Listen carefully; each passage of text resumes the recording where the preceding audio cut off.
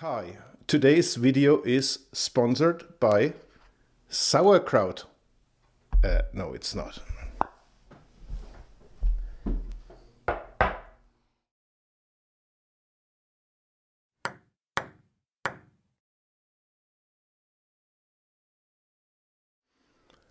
Hi, I'm Dr. Schweinsgruber with audioreviews.org, and today we are talking about the Moondrop Aria earphone, a single dynamic driver. First of all, this is me, or mini-me. This clay sculpture was created about 15 years ago in a temple in Chengdu, Sichuan. This mask, this metal mask, is from Zhangqingdui, Sichuan, near Chengdu. And what all this has in common is that Moondrop is a company out of Chengdu, Sichuan, an experience of my, let's say, early youth. And today we are talking about the Moondrop Aria or Aria, an $80 single dynamic driver earphone. Now, Moondrop has come out very big and became famous with a number of below $200 single dynamic driver earphones, amongst others. They also produce much more expensive stuff, just like the Blessing 2 or the Illumination, which is actually a single DD at $800. But initially they became known with the Canas Pro Edition KPE, which was for me a rather $180 earphone that was rather boomy, bassy, and then it transitioned into a lean mid-range, and I did not like that.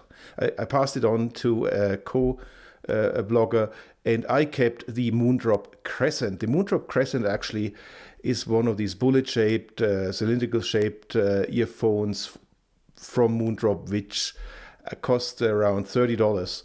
And to me, that sounded better than the $180 KPE. So they undermined kind of their own marketing and discontinued the Crescent very fast. And the original Aria, so not this one, but there was an original Aria, and that one also looked like the Crescent. It was about $80, same price, and nobody appeared to have had it. There's very, very few reviews online or any information on this earphone, so it also disappeared in the bin. And then Moondrop came out with a Starfield to replace the KPE, same kind of design, but less bass. I measured it, so it was essentially the same, but less bass. And they also had a more upscale in haptic chrome version, the KXXS, which still also exists, also at $180. But I tell you right now, I prefer the Starfield over the KPE, and I prefer the Aria over the Starfield. Now, the Starfield was $109, or still is $109, and there's nothing wrong with it. It was criticized for its rather boomy bass, a little bit boomy. It suffered still from the KPE thing with the boomy bass and the neutral mid-range that didn't go very well together, and that has been fixed here. Here they've got this new liquid polymer liquid, single crystal liquid. I can't remember. You just can read it in my written review, which is underneath. This is a new diaphragm, and this is much tighter to my ears than this one, and it sounds extremely cohesive, and I really, really appreciate these earphones. So, but most reviewers essentially say there's not much between these two, the Starfield and the Aria, and I slightly disagree. It isn't when you look at the individual parts, but when you look at the whole thing, when you look at the elephant in the room, these little things, the way they harmonize and the synergy, makes this to me a better earphone. So it's a better earphone at $30 less. So you can, if you have the Starfield, you don't need this. They're too similar, but if you don't have any of these, better get this and save your money on something else. $30 you can save. So it's the tech specs. It's sort of a standard 32 ohm. It's standard for single dynamic drivers at 20 to 20,000 hertz. Sensitivity you find in the, I can't remember, you find in the instruction, nobody cares, here in this video. And they also shaved down the face plates a bit, so they are flatter, so these are bulging out. I didn't like that. So these are sit really flush in your ear, very comfortable, no problems here. And they have, you see this little line work, which one of some forum participants said reminds him of Eddie Van Halen's guitar. It looks cool and it feels good. It's got this matte metal finish. It feels really good. And it's got a cable. That cable is textile, and textile cables are never very popular, but this one is also fine. It's very pliable, it's inconspicuous, and it has no microphonics. Just fine. Chin slider somewhere here, yeah, chin slider. Cable works. It's got 2-pin connectors. I don't want to pull it out now, so it's not MMCX, so it's stable. So in terms of haptic, to me it first looked inconspicuous, but it really is just a nice design. So sits very well in my ears when I don't have the silicone tips on. Now, in terms of sound, so again, the comparison with the Starfield, they graph very similarly.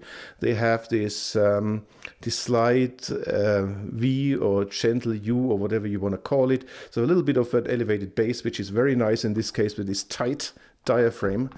And the big difference is that that this Aria, the Aria, they do have a 10 kilohertz driver diaphragm resonance peak. So it's a real peak.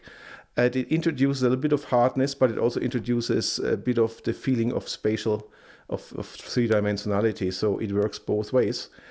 It's not necessarily desirable to have this peak, but Sony pushed it off to 12. That's a little bit out of the way.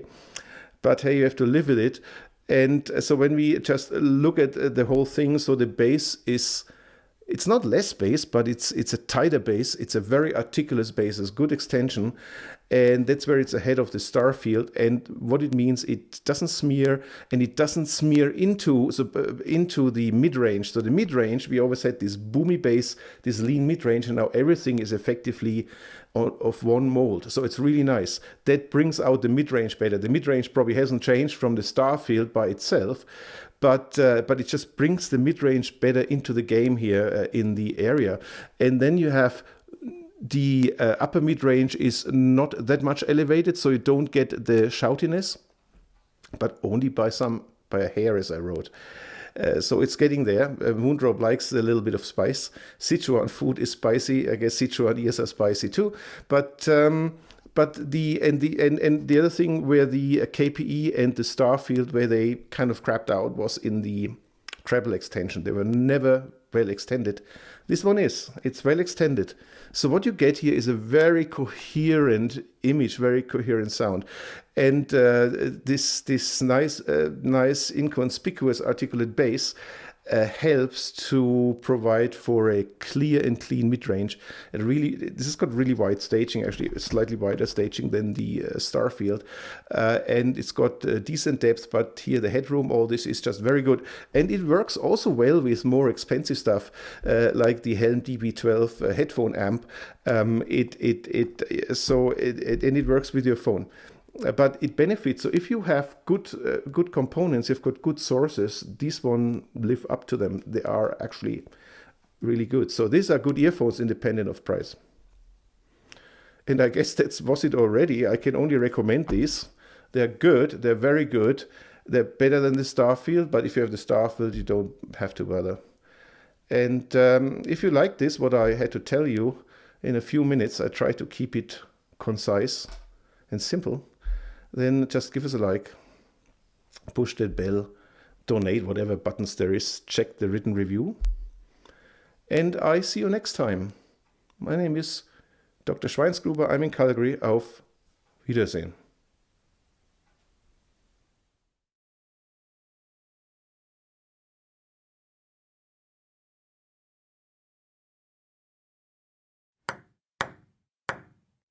Today's video is sponsored by sauerkraut.